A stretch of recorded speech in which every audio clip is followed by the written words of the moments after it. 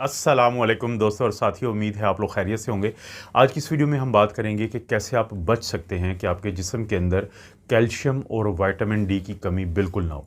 देखें क्यों ज़रूरी है कि ये दोनों आपके जिस्म में पूरे रहें और आप इसकी कमी का शिकार ना हो, क्योंकि चाहे तो वो मज़बूत हड्डियाँ हों, अच्छे और मज़बूत दांत हों, या आपकी पूरी सेहत जो है, ओवरऑल हेल्थ जो है, उसका बहुत ज़्यादा इन्हिसार होता है कि बाकी तमाम चीज़ों की तरह कैल्शियम और विटामिन डी की कमी बिल्कुल ना हो आपको। पहले तो हम ये बात करेंगे कि कैल्शियम और विटामिन डी के जो कुदरती ज़राए क्या हैं, आपकी खुराक के अंदर क्या ऐसा शामिल करें कि इनकी कमी ना हो। फिर मैं आपको बताऊंगा कि इन दोनों के जो नॉर्मल लेवल होते हैं वो कौन से होते हैं और किन लोगों को इनके सप्लीमेंट्स की ज़रूरत होती है। और सबसे आखिर में बात करेंगे कि लाइफस्टाइल चेंजेस क्या हैं जो आपको इसके कम होने से बचा सकती हैं। तो सबसे पहले हम कैल्शियम की तरफ तवज्जो करते हैं, क्योंकि कैल्शियम जो होता है वो आपकी हड्डियों के साथ साथ आपके पट्ठों के लिए, नर्व्स यानी आसाब के लिए और दिल के काम करने के लिए एक बहुत ज़रूरी चीज़ है। तो आपने आज से ही अपनी खुराक में उन चीज़ों को ज़रूर शामिल रखना, और हो सकता है वो पहले ही आपका हिस्सा हो कि जिनके अंदर कैल्शियम मौजूद होता है। जैसे मिसाल के तौर पे ये जो दूध है या दही है या पनीर होता है, तो ये डेयरी प्रोडक्ट्स जो होते हैं, ये एक अच्छा ज़रिया है कैल्शियम का। इसी तरह से अगर आप सब्ज़ पत्ते वाली सब्जियों की बात करते हैं, तो जैसे पालक है, आप उसको ज़रूर इस्तेमाल करें क्योंकि उसके अंदर भी कैल्शियम है। और इसी तरह से आप जब मार्केट में जाते हैं तो आपको कुछ ऐसी चीज़ें मिलती हैं कि जिनके ऊपर लिखा होता है कि इनके अंदर शामिल किया गया है कैल्शियम को। ये फोर्टिफाइड फूड्स होते हैं, जैसा कि बादाम का दूध, सोया मिल्क, इसी तरह से, और साथ आपको वहाँ से ऑरेंज जूस मिलते हैं और सीरियल्स मिलते हैं कुछ ऐसे, उनके अंदर शामिल किया गया है। इसी तरह से कैल्शियम का एक अच्छा ज़रिया जो है वो आपको मछली मिल जाती है, बाज़ का तो डब्बों में होती है और बाज़ का तो आप फ्रेश भी खा सकते हैं, जैसा कि सैमन है और सार्डिन है। ये मछलियाँ ख़ास तौर पे कैल्शियम का एक अच्छा ज़रिया है। इसके साथ साथ आपको नट्स एंड सीड्स, बादाम, अखरोट, वो भी अच्छा ज़रिया है कैल्शियम का, जैसा कि चिया सीड्स हैं बीज के अंदर, बादाम की मैंने बात की, और तिल जो होते हैं वो बहुत अच्छा ज़रिया है कि आपको कैल्शियम देंगे।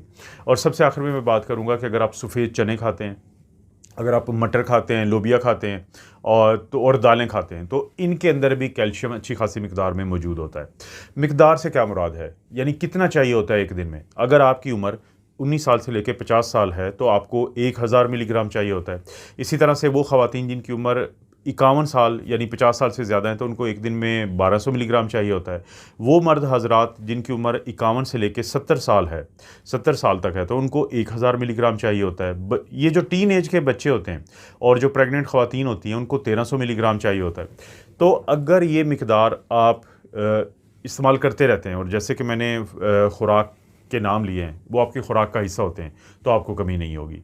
तो कैल्शियम की कमी से आप ऐसे बच सकते हैं। लेकिन विटामिन डी, जैसे कि कैल्शियम ज़रूरी है, इसी तरह बहुत ज़रूरी है कि आपके जिस्म में विटामिन डी की कमी ना हो। क्यों कमी ना हो?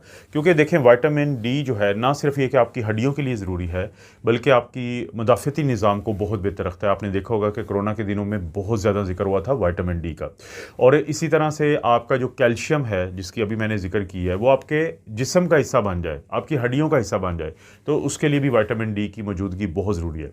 अब कहाँ से आता है? कुदरती तौर पे सूरज की जो रोशनी होती है, सनलाइट, वो रोज़ाना आप कोशिश करें कि दोपहर के वक्त ख़ास तौर पे 10 से 30 मिनट तक आपने, यानी कि कोई सनस्क्रीन वगैरह ना लगाई हो, तो हफ्ते में 2 दफ़ा या 3 दफ़ा ज़रूर ये कोशिश करें कि आप जो है सूरज की रोशनी से फ़ायदा उठाएं, क्योंकि सूरज की रोशनी एक बेहतरीन ज़रिया है विटामिन डी को पैदा करने का आपके जिस्म के अंदर। दूसरे नंबर पे आता है कि अगर आप फैटी फ़िश जैसे सैमन मछली है, मैकरेल है, सार्डिन्स हैं, टूना है, ना सिर्फ ये कि कैल्शियम का ये ज़रिया है, बल्कि विटामिन डी भी इन मछलियों की वजह से आपको बहुत ज़्यादा मिलता है। इसके बाद बारी आती है कि एग यॉक, जो अंडे की जर्दी, जिसको बहुत बुरा भला बाज़ कहते हैं लोग दिल के मसले की वजह से कि इसके अंदर कोलेस्ट्रॉल होता है, लेकिन विटामिन डी का एक भरपूर ज़रिया है। लेकिन कोशिश करें कि वो मुर्गियों का अंडा हो जो जिसे पैस्चर रेज्ड कहते हैं। एक होता है फार्मी और एक होता है कि अपने घर में, या जैसे लोगों ने ये बाहर घूमती फिरती हैं और दाने वगैरह खाती हैं या बाकी कीड़े मकोड़े खाती हैं, तो इनका जो अंडा है और उसकी जो जर्दी है वो आपको विटामिन डी, क्योंकि देखें ये खुद सनलाइट में घूमेगी तो इनके अंडे के अंदर वो चीज़ होगी जिसके लिए आप उसको खाएंगे।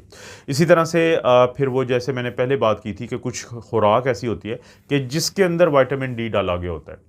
वो जो फोर्टिफाइड फूड्स होते हैं उनके अंदर जैसे दूध शामिल है, सीरियल शामिल है, ऑरेंज जूस शामिल होता है।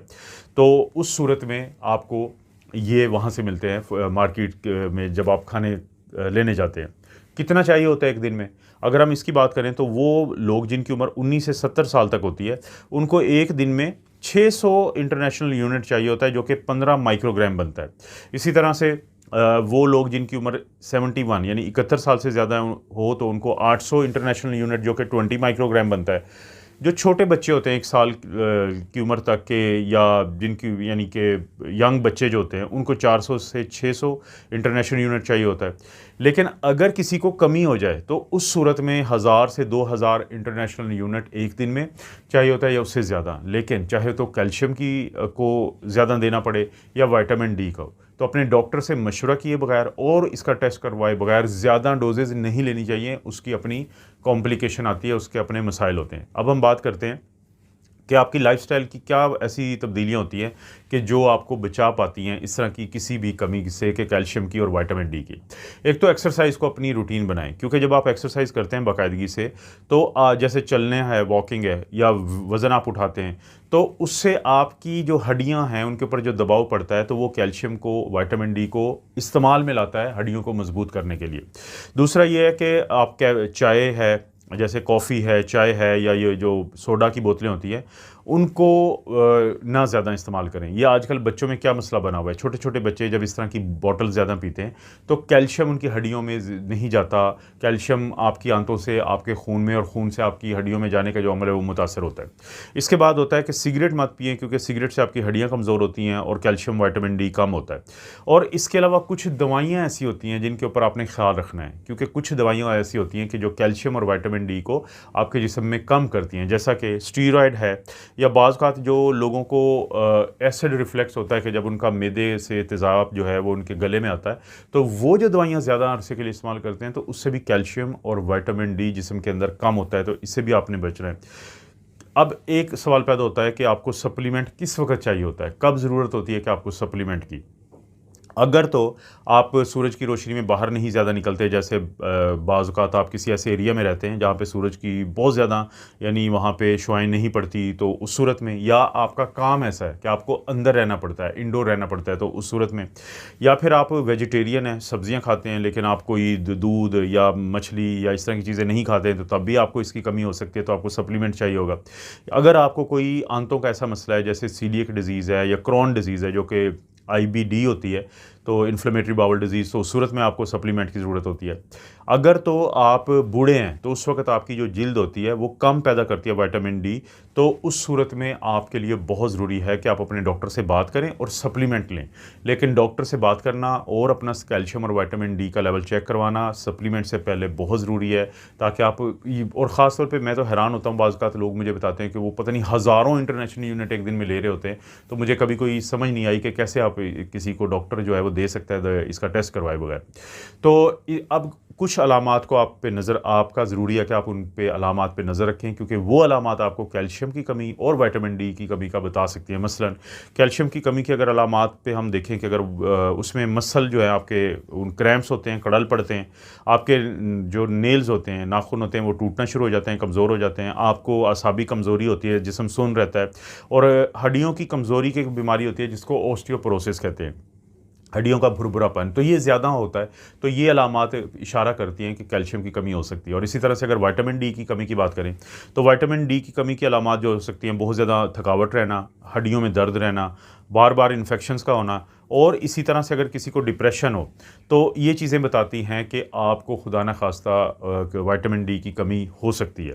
सिंपल सी बात है कि एक ब्लड टेस्ट करवाएं जो कंफर्म करेगा, और उसके बाद अपने डॉक्टर से बात करें। लेकिन जो फाइनल बात है, फाइनल थॉट है कैल्शियम और विटामिन डी की कमी से बचने के लिए, वो ये है कि अगर आप एक बैलेंस डाइट लेते हैं, सूरज की रोशनी में दिन में बैठते हैं, और अगर ज़रूरत पड़े तो सप्लीमेंट ले लेते हैं, तो उससे कैल्शियम और विटामिन डी जो है उसकी कमी से और उसके फिर मसाइल से आप बच सकते हैं। दोस्तों, मैं इस तरह की वीडियोस बनाता रहता हूँ। एक तो चैनल को नहीं किया सब्सक्राइब, तो ज़रूर सब्सक्राइब करना है, बेल नोटिफिकेशन दबाना है। दूसरा, कमेंट सेक्शन में आपने मुझे गाइड करना है, मुझे एडवाइस करना है, मुझे सजेस्ट करना है कोई ऐसा टॉपिक जो आप समझते हैं कि मुझे उसके ऊपर वीडियो बनानी चाहिए, तो इंशाल्लाह मैं उसके ऊपर ज़रूर वीडियो बनाऊंगा। आप अपना और अपनी फैमिली का ख्याल रखें। अल्लाह ताला आपको और आपकी फैमिली को हर किस्म की बुराई, बीमारी और आजमाइश से महफूज रखे।